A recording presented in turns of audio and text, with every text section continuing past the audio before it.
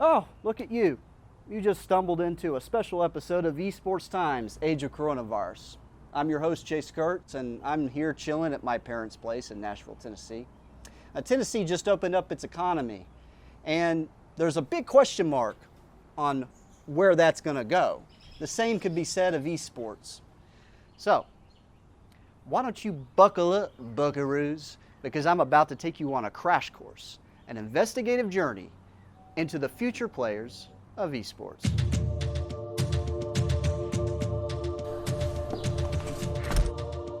It's growing, but it's still early enough. So how do we create those experiences and get involved in that ecosystem in such a way that they're going to want to come here? I was very disappointed. We were going to leave in the next 8 days or something. I think there's going to be some glue that holds it all together that we don't know about yet. Maybe this pandemic has a little bit to do with it.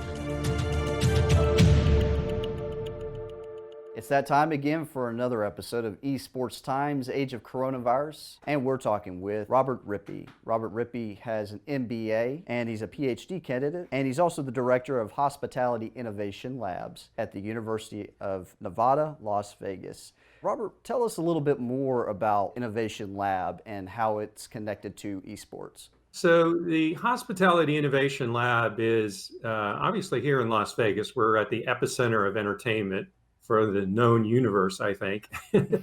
And we started the Innovation Lab about 4 years ago with the intent of bringing new ideas and disrupting the whole domain of hospitality. Now, hospitality is a very broad definition that includes entertainment. You can think of entertainment in a traditional sense, like large theaters here, but more relevant to your audience is entertainment in the form of esports and gaming. As a result of that, 2 years ago, I expanded my lab to introduce what I call the Esports Lab. And it's an offshoot of the same lab, but really built around innovation and disruptive ideas as it relates to esports and how it connects to the entertainment industry and to the hospitality industry, such as we have here in Las Vegas. How is that going? Are there some interesting ideas that are popping up? Oh, yeah. So I approached the class really in designing the class to be different than a typical esports class that you might have at a university. First of all, I wasn't intent on producing game designers, right? There's plenty of great universities and schools where gamers can go and find a career in game design. I approached it more from the perspective of, let's say you want to come to UNLV, but you want to study mechanical engineering, or you want to study law, or you want to get a business degree. How do those degrees intersect with esports? Well, they would intersect in a business. And what does that business look like? And particularly here in Nevada, where we're surrounded by some of the largest casino resorts in the world, is there a business model that is attractive to them that would therefore create job opportunities for these graduates in their field, but in the domain where they have this tremendous passion? So there's many different types of fields they're interested in. Yeah, see, so that's what's different about my lab, is it allows the students to pursue the academic domain that they have interest in, be it engineering, law, computer science, whatever it is, but then intersect that with trying to understand how to create a business of esports that would be attractive, profitable, sustainable, perhaps in a casino or in an entertainment area. I see. So it's really much catered to the environment that they're in. Correct. You know, we sit in the back. UNLV sits roughly a mile from the Las Vegas Strip. So we sit in the backyard of some of the largest casino resorts in the world. And to a T, every one of them is really trying to understand, is there a role for esports in their entertainment offering? Because it brings them an audience that they very much would like to engage with. Gambling and esports really are on a convergence, and Nevada actually has legalized certain types of betting on esports. They did that 2 years ago. And it's a licensed sportsbook operator can offer betting on certain tournaments. They're only the highest caliber tournaments, such as the international, and only a quarterfinal match or higher if they apply for it and follow some certain restrictions. They first did that and they didn't have much success with it. It didn't really work out very well. Weren't a lot of bets placed. It wasn't the right type of betting, is my theory. And so my students get the chance to explore that, right? They can maybe figure out, is there a way that these two are going to converge or can converge on occasion? Are there models that may make sense in the way gameplay happens that could also include this? I mean, you see this happening globally in other markets. Betting on esports is legal in many domains in Europe, for example. Right. And so we're taking all of that knowledge and figuring out, well, is there a way that makes sense in a United States jurisdiction, such as Nevada, or any other gambling jurisdiction, in a way that's interesting to people and players, and I think most importantly to people who are spectators, people who maybe are recreational gamers, but just love watching, right? We love watching a competitive match, love watching pros play. It's no different than any other sport. It's exciting, it's engaging, it's fun to watch. You watch it with friends or family. And so finding that where that intersects with the idea of gambling is something my students explore. Well, what would be the differences between traditional gambling and gambling in esports? Generally, they're all kind of outcome bets. The difference I think with esports is when we play games, we like the outcome, right? We want to win, but it's more about the game. It's about the gameplay and what happens during the game, and the activity and the action and the strategies and the moves and the different elements that you choose within the game that makes it so fun and exciting. So It's not just about the outcome, it's about the game itself. And that's where I think the two don't converge, right? Sure. Traditional gambling is all about who wins. Different games would require different sets of rules. I agree. You're also dealing with, one factor that you don't deal with traditional sports or games, right? Nobody owns blackjack. Anybody can play it, right? Yeah, you play at your house, it doesn't matter. But somebody owns League of Legends. And what you do with that game is their business, right? So you have a factor that doesn't exist in the other sports that really could affect the outcome and, how things ultimately play out in terms of gambling. My class is what's called a multidisciplinary class, which means, as I said before, I get students from all over campus. Engineering students, architecture students, business students, law students, doesn't matter. I take them all. What's common between all of them is they have a passion for gaming, right? And so they love gaming. They either belong to the student club, or they compete, or in some cases, I've had professionals in my class, but they're getting a law degree or they're getting an engineering degree, and they want to figure out, how do these two things come together? Is there a way? They never thought about that before. And I think sometimes that turns students away from higher education because they're so passionate about gaming that they don't see how those two could possibly, intersect. Sure. And I'm hoping to resolve some of that for them and say, hey, you can do that. You can be a mechanical engineer and probably find a role in this domain as well. It's the perfect opportunity right now, since esports it's still, it's growing, but it's still early enough. You're right. You're exactly right. It's in the growth stage, and it's also in that stage where it's beginning to attract the attention of a lot of large brands, particularly like the casino companies in Las Vegas. And so this makes it natural that they're interested in saying, wait, here's this really growing phenomenon over here, and it really attracts a generation of people we'd really like to get to know and bring into our customer circle. So how do we create those experiences and get involved in that ecosystem in such as a way that they're going to want to come here? There's a cliche that flows around the casinos that says young people come into the casino, walk through the casino floor on their way to the nightclub, and don't stop.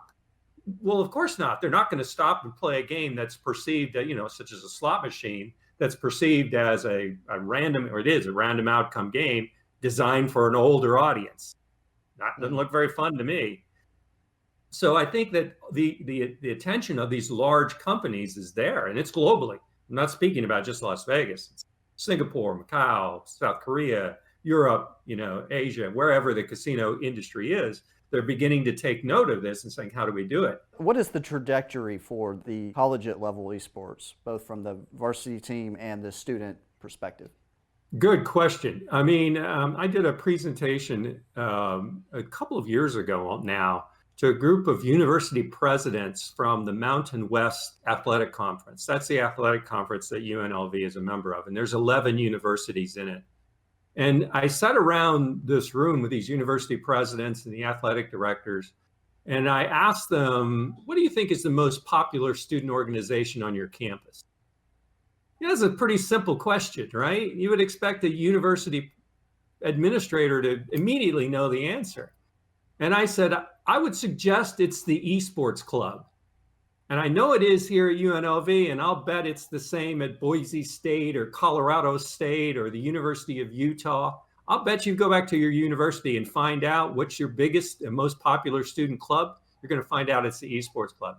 So the trajectory of the growth of esports has gone from like the organic based student club forming on a university campus to now universities offering scholarships, athletics level scholarships, full ride scholarships to play on varsity level esports teams that are competing against other universities.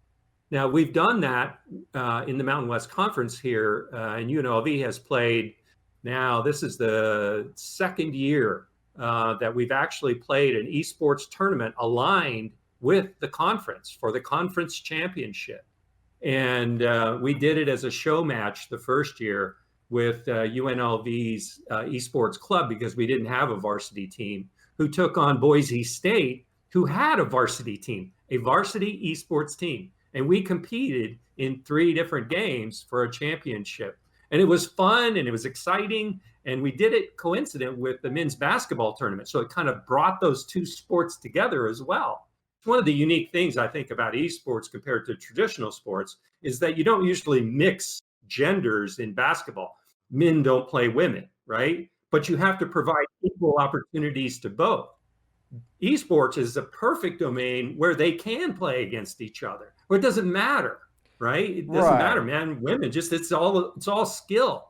In fact, when UNLV and Boise State played that first year, I remember the captain of their league team was a wonderful woman player. She was terrific, right? And I think that was a good example of how it's different in esports in that the gender doesn't really matter. What matters is skill, and that you can overcome a lot of those things without having to create a men's version and a women's version.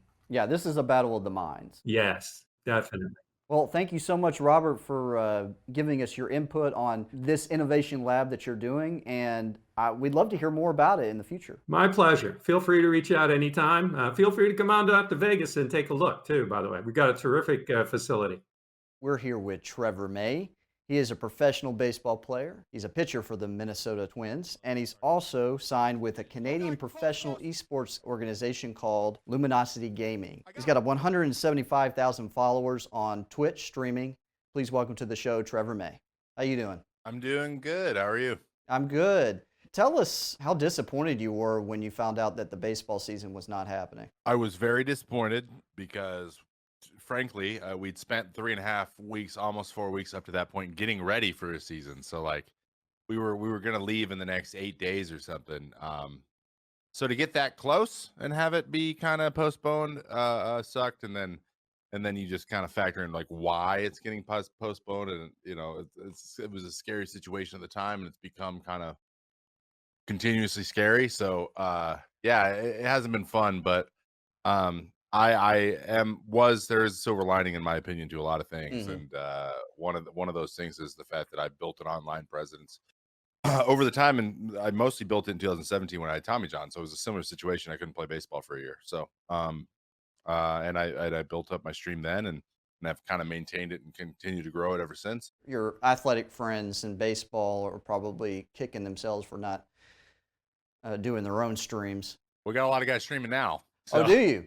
There's a lot of guys that are focused on brand building outside of the game, and this is just kind of one of the it's a little bit of low hanging fruit at the moment, and but that doesn't mean it's a bad thing. It just means that it was possible to do before, and you didn't need to like have a pandemic to have you do it. But yeah, there's I think that I have a little bit to do with it. We had the Major League Players League, in MLB the Show where we all played like a mini season and had playoffs and all that kind of stuff, and that was brought about by some uh brainstorming with Sony Uh-huh. on that side. So and then a lot of those guys I think that played have continued to stream since then, even if it was the first time they'd ever streamed. So I like to think that have a little bit of influence on it, and then guys are kind of buying into live streaming. Now, were you a video gamer before going into baseball? Yeah, absolutely.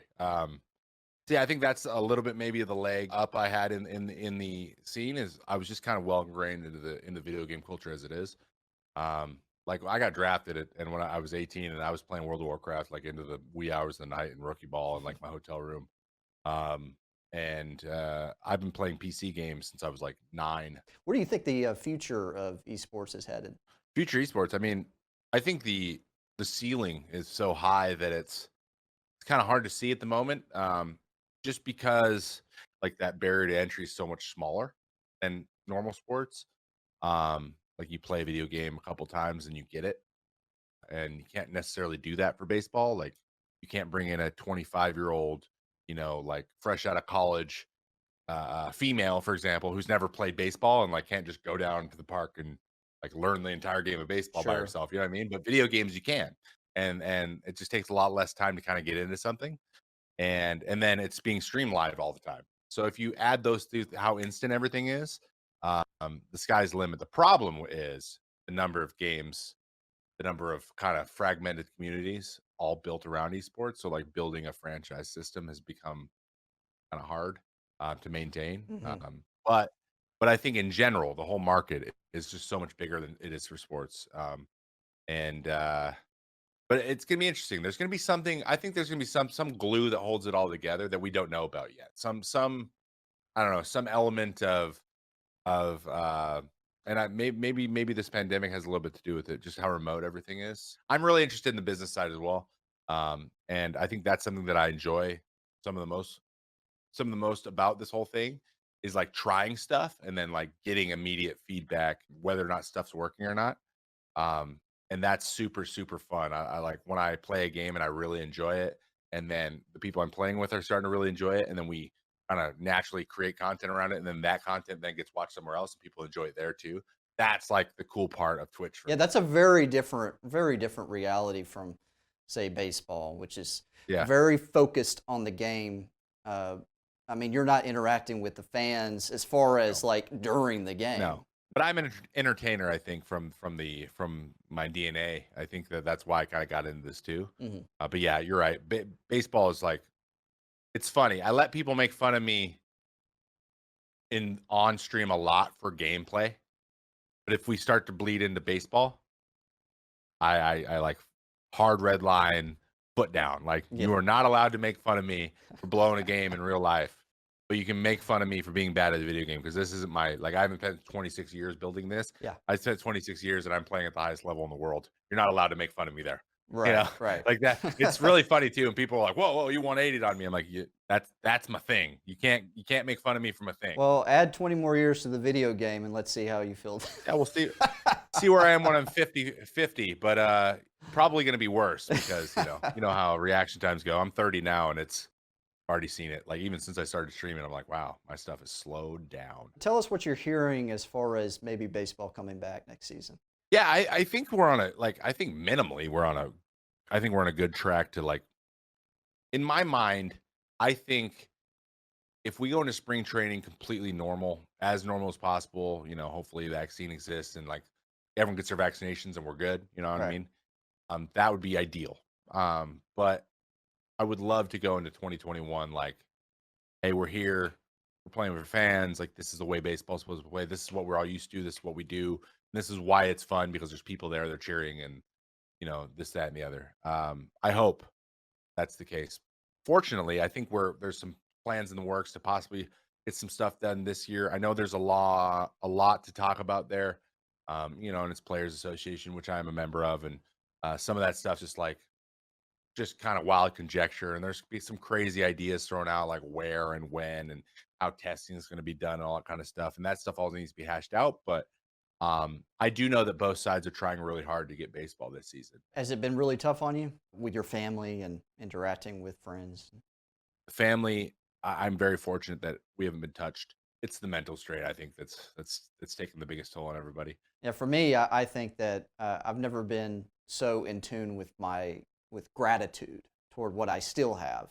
Yeah, I would say even in stream, because I was realizing like I was burning myself out playing a lot of games that like I wasn't really enjoying, and like having to kind of go on my channel a little bit.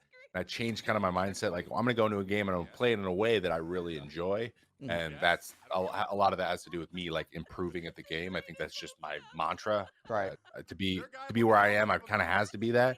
And I've been enjoying stuff so much better as we talk through what's happening and what went wrong. And I've been getting better way faster, just enjoying the games. Just have the process wash over you.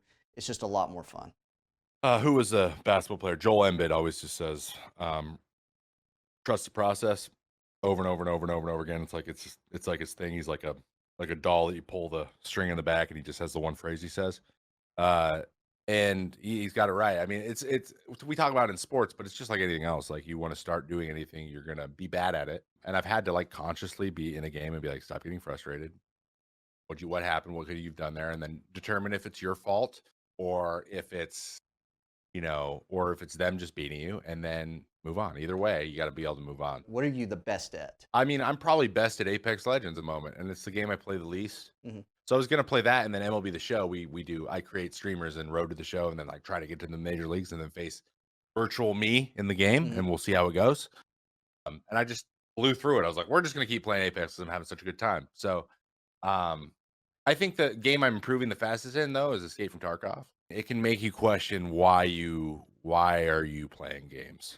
Like, why am I doing this to myself? It's just really unforgiving. You die, you lose all your stuff. You got to try to get back in with new stuff and hope you don't lose that. You could die like 8, 9, 10 times in a row and then just have nothing to show for your whole day. And you have to find a way to make that fun to watch. Maybe a dumb question. Do you play baseball sports as far as video games go? Yeah. MLB The Show. I pitch with myself in the game. I try to pitch like myself in real life. Yeah. And it's not necessarily how the developers of the game saw me pitching in real life.